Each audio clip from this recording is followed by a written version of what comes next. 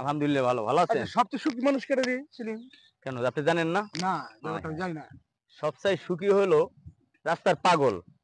কারণ ওদের মনে করেন কোনো কাজের কোনো চিন্তা নাই, ভাবনা নাই। হ্যাঁ? ওরা রাস্তাঘাটে হাঁটে চলে।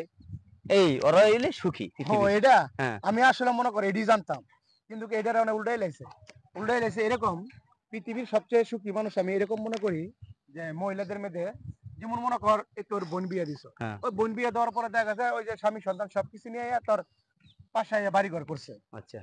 তো এরা মনে করে যে নিজের বাপের বাড়িতে এরলাম বাড়ি গাড়ি করিয়া এটাই সুখী। এটা সুখী না। সুখী আমার মনে হয় যে এটা এরকম যে একটা মহিলা ওই বাপের বাড়ি থেকে রঙ্গিল শাড়ি পইরা বেনারসি পইরা বাড়িছে আর ওই যে শ্বশুর বাড়ি থেকে সাদা কাপড়ের কাপড় পইরা বাড়িছে এটা হলো সবচেয়ে বেশি সুখী আর ওই যে বোন যে ইয়া বাড়ির সাথে বাড়ি করছে তাই তো মনে করছে বাপের বাড়িতে আইছি ওই প্রতিদিন তোর সংসারের মধ্যে এই যে 5টা ভাই আর আছে লোকে এই রায় ওই যে ভাবি গুলো লাগে গিয়ে একটা না ঝগড়া লাগাই আই ঝগড়া তাই না লাগাই। তোর ভাড়া পড়া লাগে না পাশের বাড়িতে বাড়ি করছে হ্যাঁ, তো এটার একটা সুখী বলে না সুখী হইলো সবচেয়ে বড় সুখী হইলো যে এই মহিলা যে বাপের বাড়ি থেকে রঙ্গিল বেনারসি পইরা বার হয় আর স্বামীর বাড়ি থেকে তোর সাদা কাপড়ের কাপড় পইরা বার হয় এটা হলো সবচেয়ে সুখী মহিলা বড় সুখী। হুম না তা ঠিক আছে।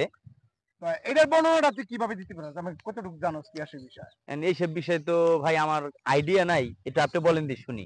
আইডিয়াটা হলো এরকমই যেমন মনে কর একটা মানুষ যত জীবনই বাঁচে না কেন সংসারিতে অনেক যায় ঝামেলা হয় অনেক জয় ঝগড়া হয় এই জয় ঝগড়া টাইটেল দিতে গিয়া একসময় যখন তার স্বামীর বাড়ি থেকে মৃত্যু হয় তারপরও সেই সুখী তারপরও সেই সুখী সুখী হয়েছে এই কারণে যাতে বাবের বাড়ি যাতে অবস্থিত থাকুক না কেন স্বামীর বাড়িতে যদি সারাদিন একবারও খায় তারপরও ওই মহিলা সুখী কারণ বাবের বাড়িতে গোসপোলা খাইও কোনো শান্তি নাই ছেলে সন্তান নিয়ে এইভাবে সংসারী করে যেভাবে সুখী আর এই বাড়ির থেকে সেই মৃত্যুবরণ করার পরে ছেলে সন্তানে তাকে মারি দেয় এবং কাপড়ের কাপড় পরাই নিয়ে যায় এই একটা সুখী আর কিন্তু মানুষ হইতে পারে না মহিলাদের মধ্যে আর যে পাগলের কথা বলছো পাগলের কথা আমরাও জানতাম বই পুস্তকে ছিল আগে কিন্তু এটারও পর্যন্ত উল্টাই লাগছে এই ব্যাপারে তোর কি মন্তব্য তুই কইতে পারস?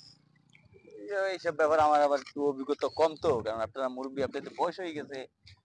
আমরা তো এইসব ব্যাপারে তো যাই হোক শুরু বেশি ভাই আস্তে খাটায় আস্তে জ্ঞান করি বুদ্ধি না। খুলবো হ্যাঁ, অবশ্যই জ্ঞান বুদ্ধি হইলে সবকিছু বুঝবি ঠিক আছে। আল্লাহ হাফেজ।